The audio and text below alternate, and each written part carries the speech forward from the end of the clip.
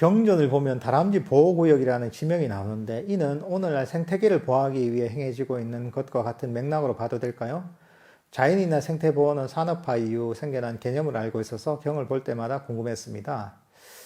뭐 그런 데 있죠. 다람쥐 뭐 보호구역 사슴 녹야원도 그렇잖아요. 사슴이 뛰노는 지역에서 당시에는 보면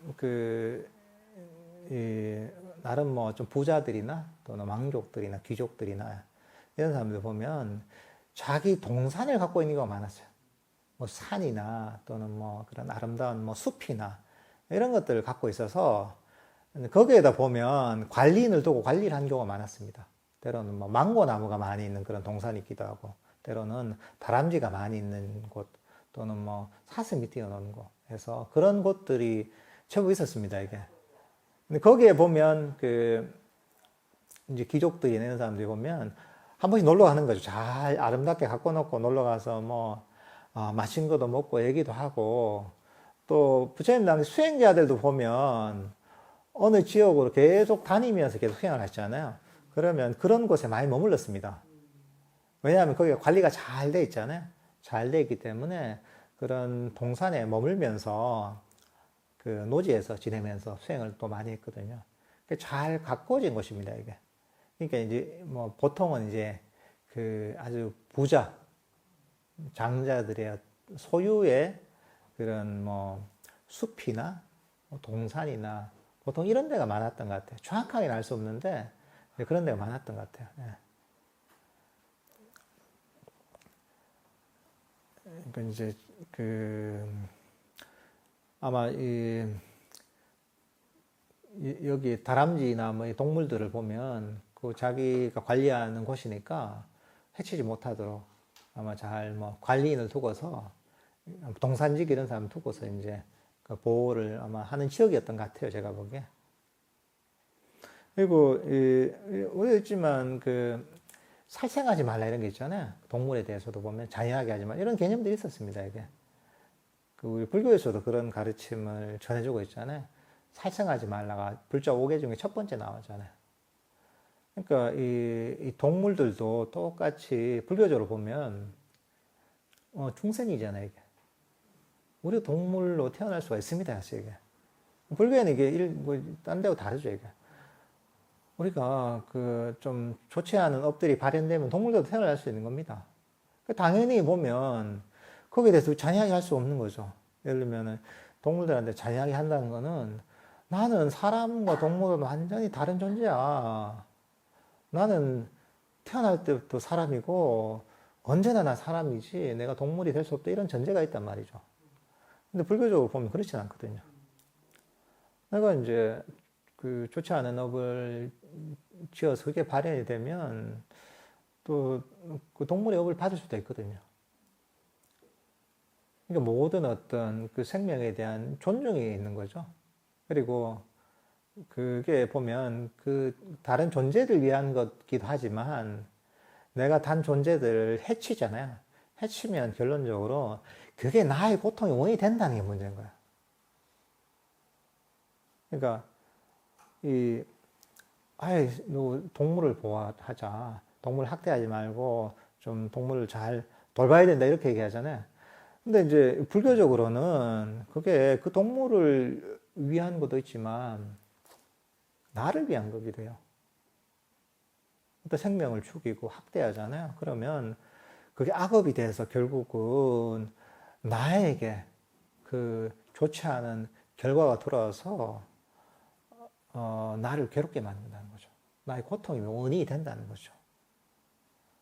그러니까 진짜 불자들은 여러 생명체들을 따뜻하게 대할 수밖에 없습니다. 제대로 불교를 이해하면.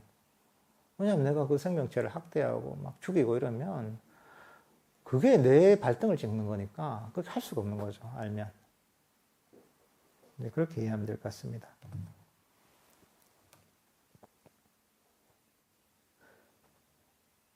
정기 후원을 신청했는데 금액이 너무 작은 것 같은데 이것도 보시가 될 수 있을까요?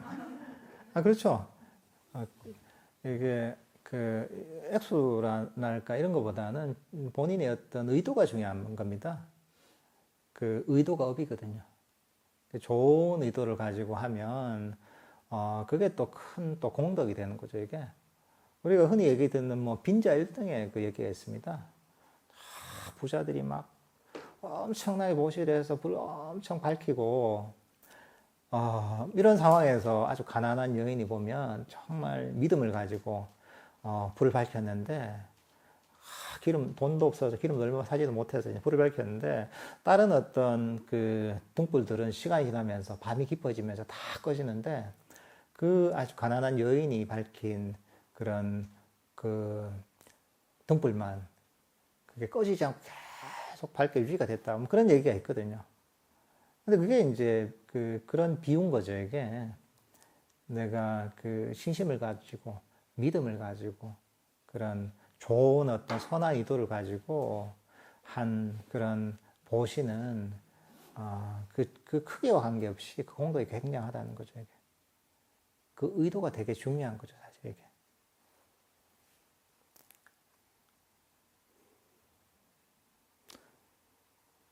그러니까 여러분들께서 모시할 때도 그런 태도가 있습니다. 우전에 가르치시기에도 본인이 믿음을 내서 정성스럽게 해야 됩니다.